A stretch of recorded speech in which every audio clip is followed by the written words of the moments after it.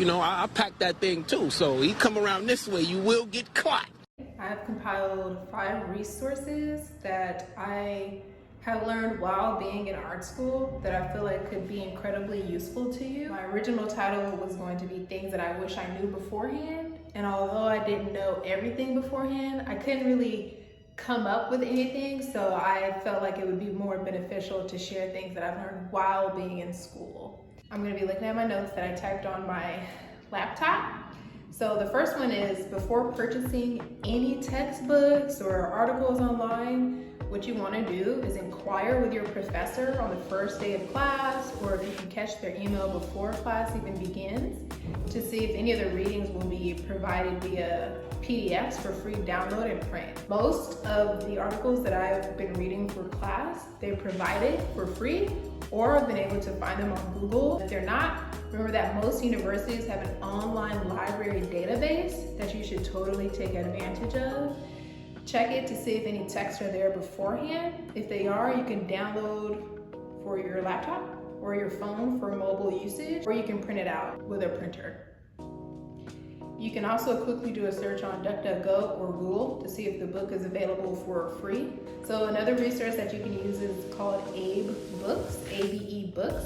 And it's for inexpensive buys for books that you may need for class or for personal research purposes. I've definitely purchased a lot of books throughout my, I think it's been like 3 semesters now in class.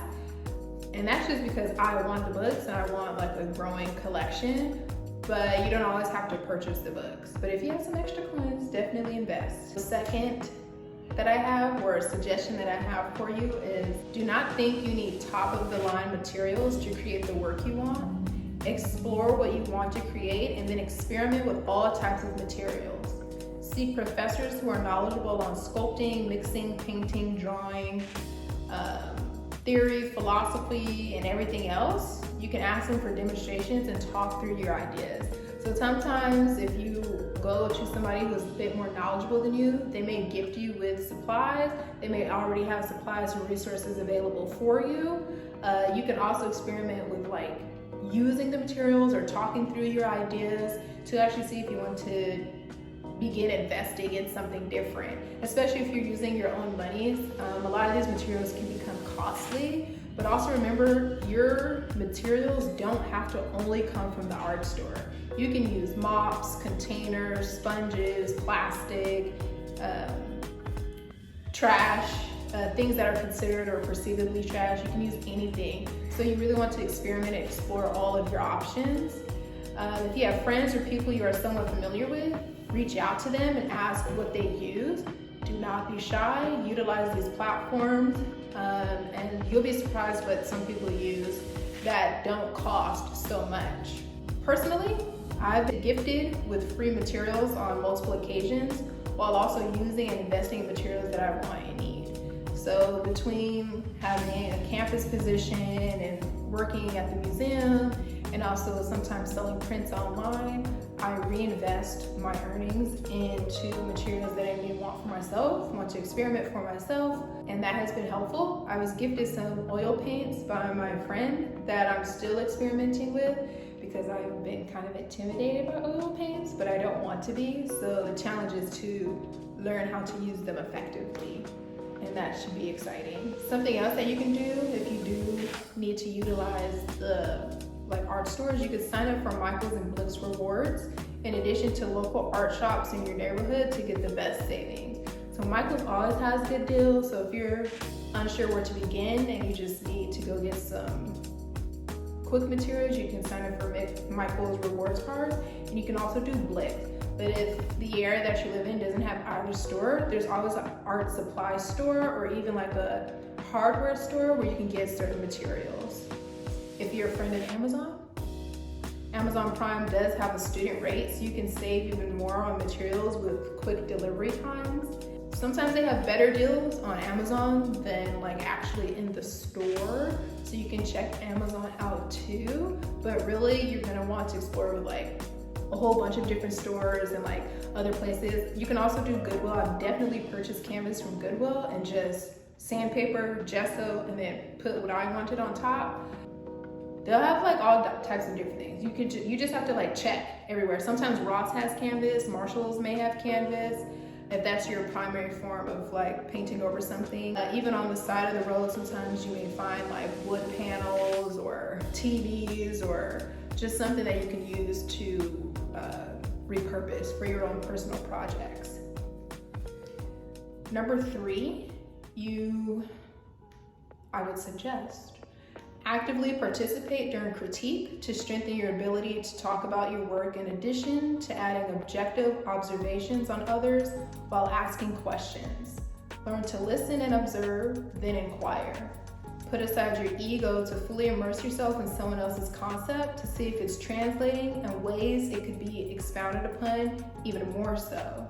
So one thing that I challenge myself is to not jump to any conclusions or assumptions based on my bias or any prejudice that I may have, and just removing all of that and create a blank slate for myself. So whenever someone's presenting their work, I just absorb and really dive into the world that they've curated for me to experience.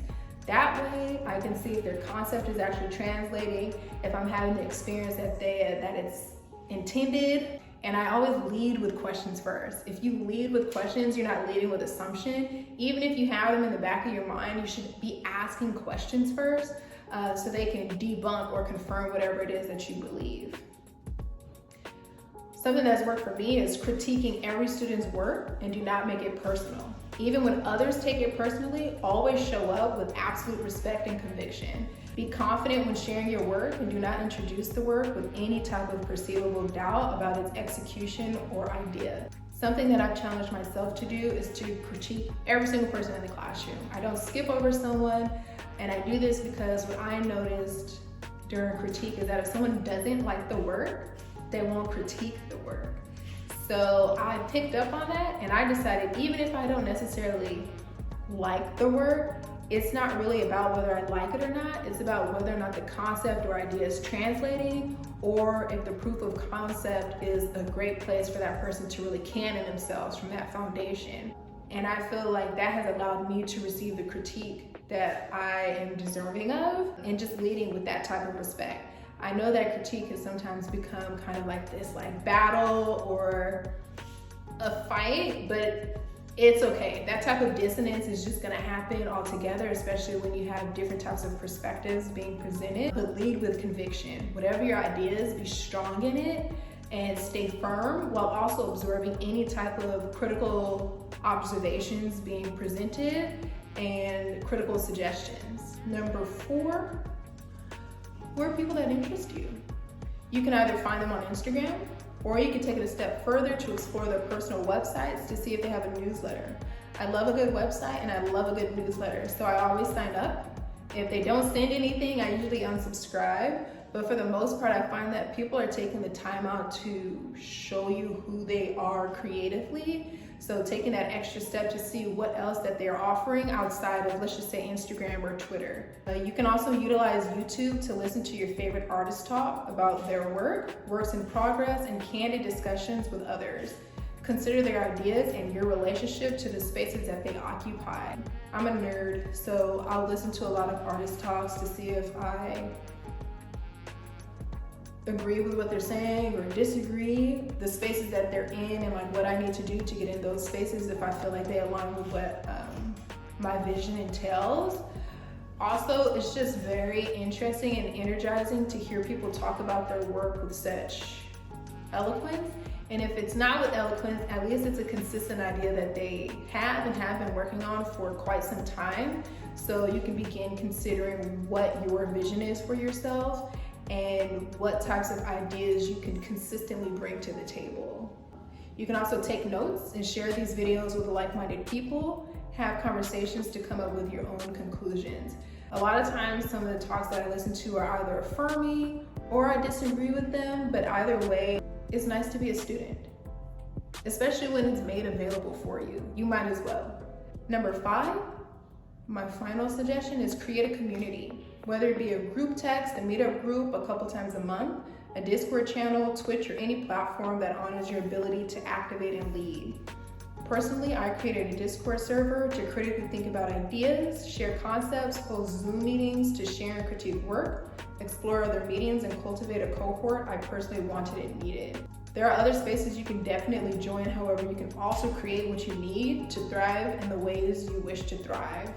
I personally created a Discord channel. It's definitely been one of my best decisions that I made last year. So over the next couple of weeks, I'll be sharing conversations I've held with my peers who are creating and experimenting with ideas and modes of execution. Discord, pretty much, it's like your own social media that you can control pretty much the theme of those things. And I created different channels within my server so we can critique artwork, share articles, videos, podcasts, designers, hold conversations when people have questions, also share opportunities with one another. And this curated space that I made, or environment, I was unsure of at first, but now I have about 35 people who are part of the Discord group who participate. I'm in there every day, so it's really nice to be a part of a digital cohort that can translate inside and into the physical world. Hopefully these 5 suggestions will work for you, and these suggestions were very helpful. I'll bring 5 more when I think of 5 more things for you to do. And until then, you can put this into practice and begin building up and strengthening what you want to do in the future.